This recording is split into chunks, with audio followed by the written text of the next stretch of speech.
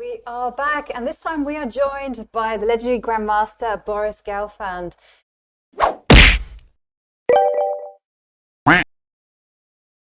Three, two, one. Fight!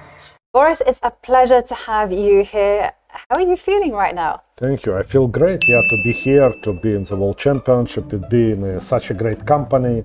A great feeling. It's a wonderfully organized match. It's a great environment here. So I'm very grateful that I'm invited here. I can watch it from the playing hall. Together with friends.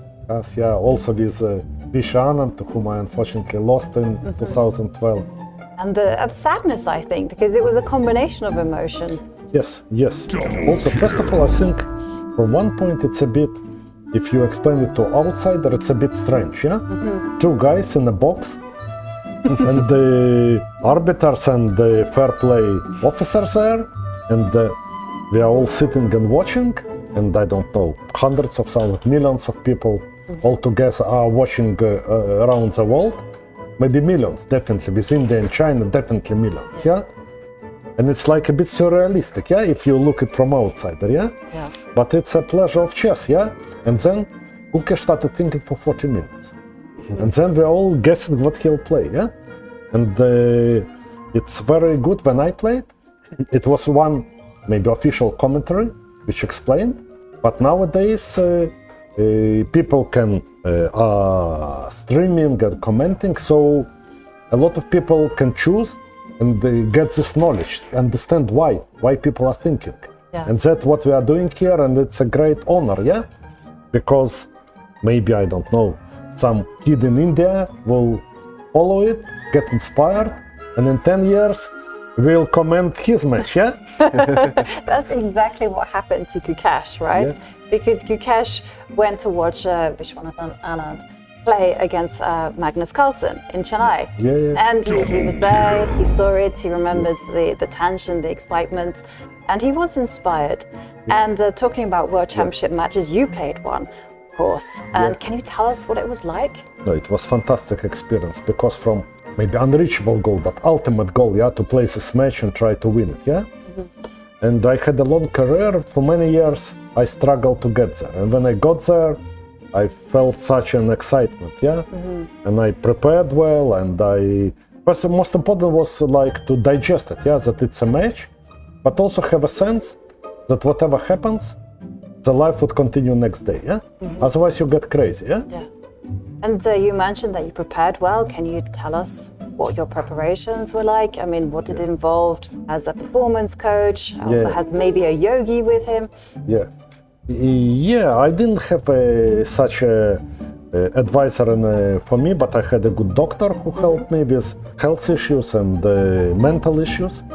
And also, I read somewhere, useful to train on the high altitude. So I trained in Austrian Alps.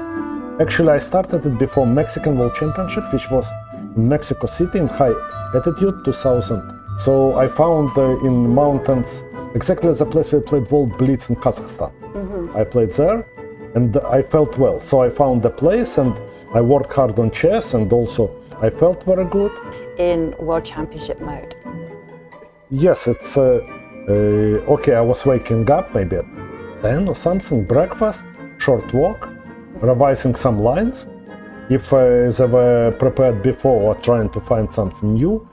But most of the match, our preparation was so good, so till game maybe 8, game 10, okay, everything was under control, And then rest, and then getting ready, and walk to the match, play, have a long walk in the evening, and try to sleep.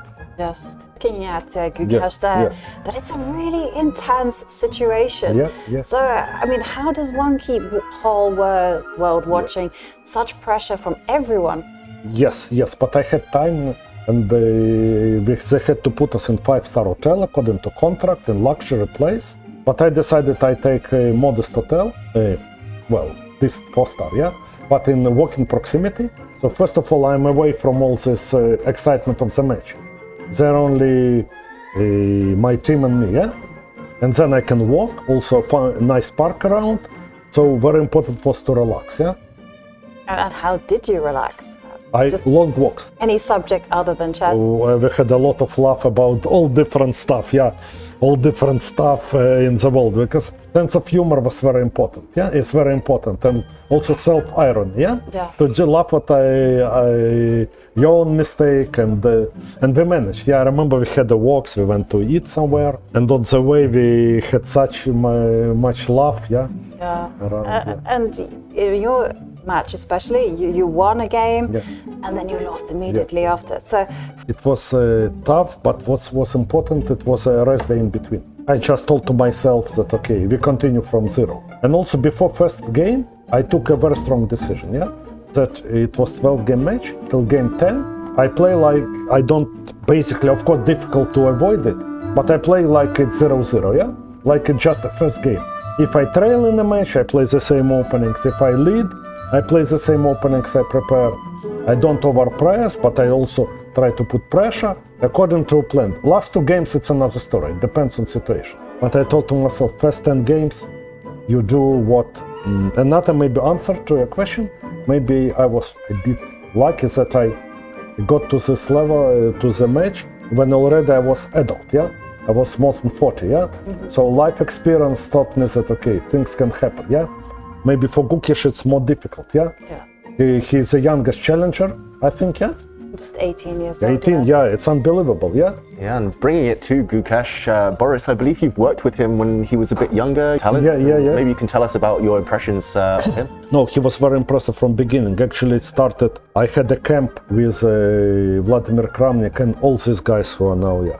Prague, Rigaisi, Vaishali, Leon Mendonka, Raunak Sadvani, most of these Indian kids, and I came, I was really impressed, yeah? We were sitting in a lobby, on the opening ceremony we discussed with Sagar from Chess Base India, who was manager of that camp. Sagar and we were discussing what future we expect from these guys. Well, in three years, maybe some of them will be in top 20, yeah? They overdid all our expectations, and it's really impressive, yeah? Really impressive. Bouncing back today or in the near future? Well, today it's hard to see because it's already quite an end game. But it will be, I don't think it will be one-sided match. I think we'll have lots of ups and downs in this match, yeah? I believe. Of course, we remember last match, yeah? But in a way, then it was negative, yeah? Because one who got advantage won, yeah?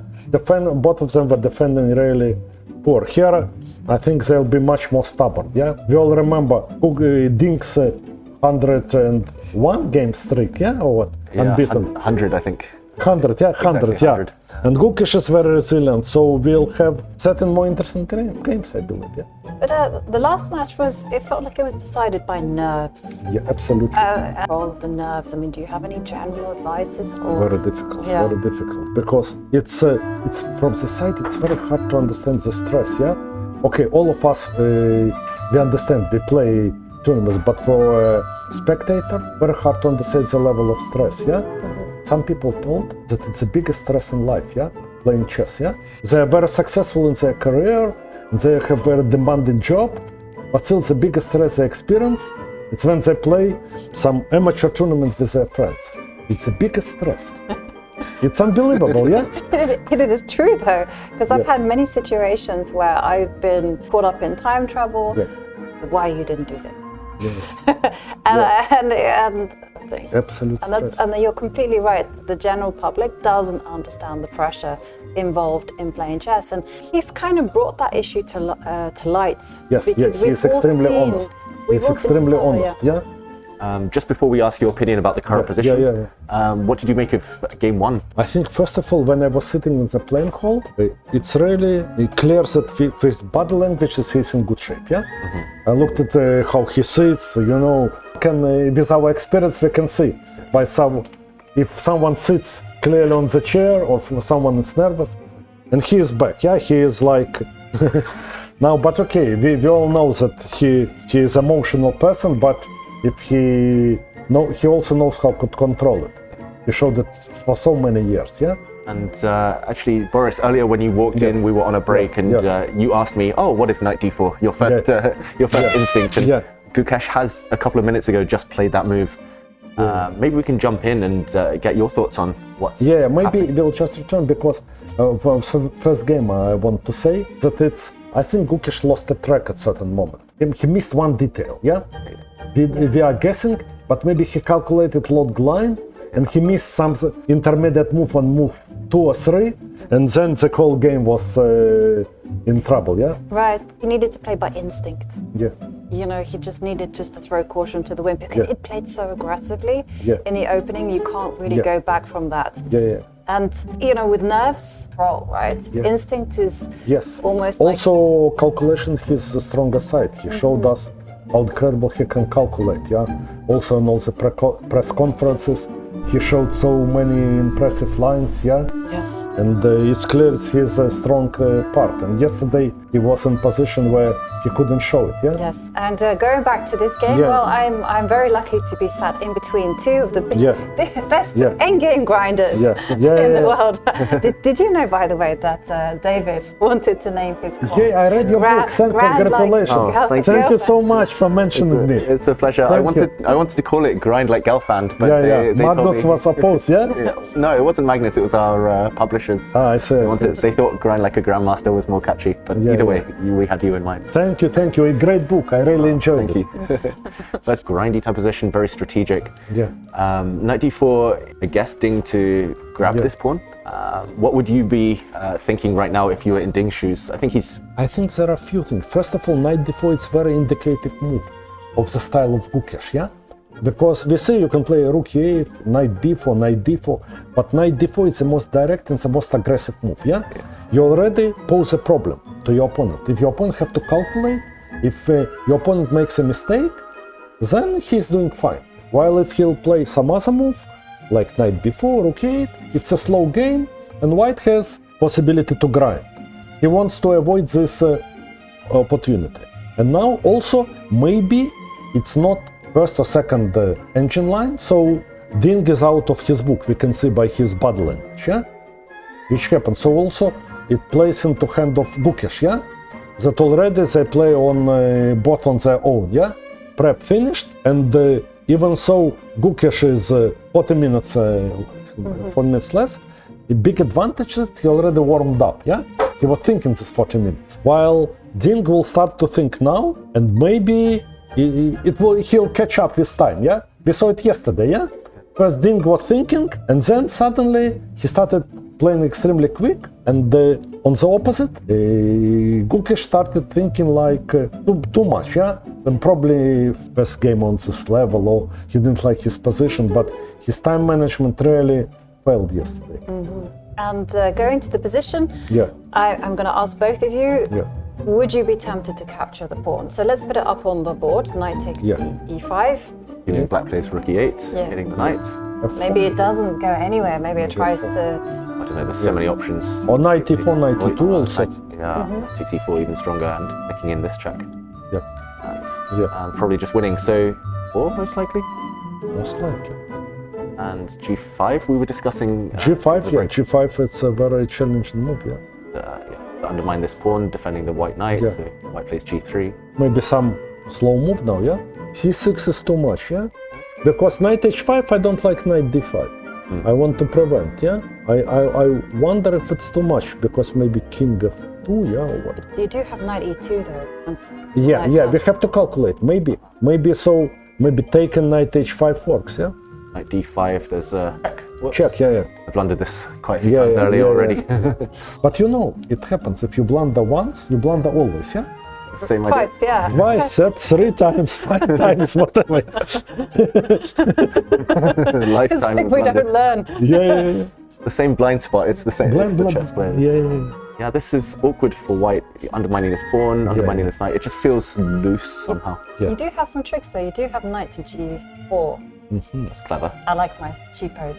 Hitting this pawn, and knight takes pawn now, walks into another fork. Very interesting. King h7 maybe, or king g7, maybe g7 just to cover this square. So f5 you can go maybe knight f4, or what? It's an h5. I'm about to blunder something else, I can feel it. I can feel it. h5, knight e2. But also, I think didn't have a tough choice. Because you posed a very correct question. Because if he doesn't take on e5, then he's no way he is better, yeah? Then he has to go knight e1, and already no chance for him to fight for advantage. We were looking at this type of position, but with the preparatory move rook e8 thrown in, and looking at just kind of like small little moves like f3, king f2, king e3, tranquil, but not that calm. But maybe with rook on f8, somewhere f5, he can knight h5 maybe, or I don't know, if it's too much. Maybe still f5, yeah. Maybe f5, yeah, very dynamic. This is very Gukesh, maybe. Yeah. Go for this f-pawn. Because somewhere recently, I read an interview with Gukesh, and or someone quoted him that he believes that given enough time, he can calculate anything, yeah? Wow, big claim. Yeah, that's okay, just a matter of time, yeah? So it's, but it's very his style, much his style, yeah? Yeah, very dynamic. Yeah. Yeah, yesterday I guess he was low on time, couldn't calculate his way out. Too late, but this type of position, maybe not too late to calculate. I mean, it's two moves really, two logical moves, taking on e5. Yeah, so going back, yeah, no other moves, yeah. It's too allowed to take on f3, it's too much, yeah. And if you just accept knight to e1, because I'm being a bit stubborn here, so knight comes to h5, so say we don't go g3 because it gives some squares. So maybe if you go f3, I mean, could you? Okay. And I will allow the knight to get to f4, king f2, and I can go. Okay, maybe g6. I will play g6. Very deep stuff. d3. Knight d6. Yeah. 5's coming. That's the only issue. Yeah. Okay. Of course, white is out of danger, but also black is doing looks like okay. Of course, the c5 pawn is always long term can be a problem. Yeah. Yeah. The knight on e1 is good. We can get to d3, but it's going to take a while, right? Gukesh was thinking, what was it, 20 minutes or something on the previous move? Now Ding has been thinking. But also, I find it's also very impressive that it's kind of okay. They traded few pieces already. Few pieces are traded already. What he did? And instantly we have a move. 91. 91. Great minds think alike, yeah? Sound the retreat. That's where you'll find me.